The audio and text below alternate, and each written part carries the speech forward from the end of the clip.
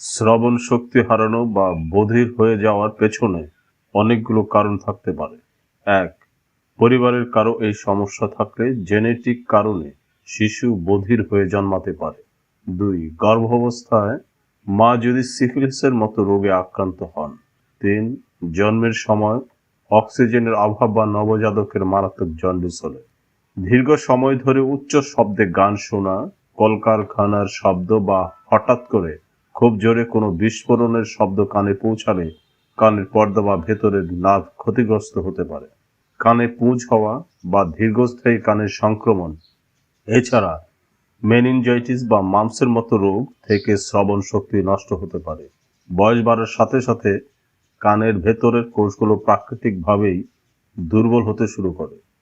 কাঠি বা ধারালো কিছু দিয়ে কান পরিষ্কার করা বা কানে জোরে চড় লাগলে পর্দা ফেটে গিয়ে বধিরতা আসতে পারে।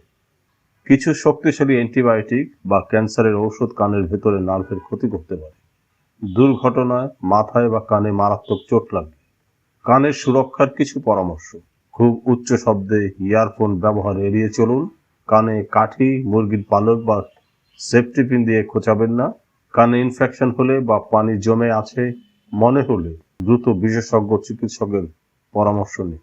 ডাক্তারের পরামর্শ ছাড়া কানে কোনো ধরনের তেল বা ড্রপ ব্যবহার করবেন না।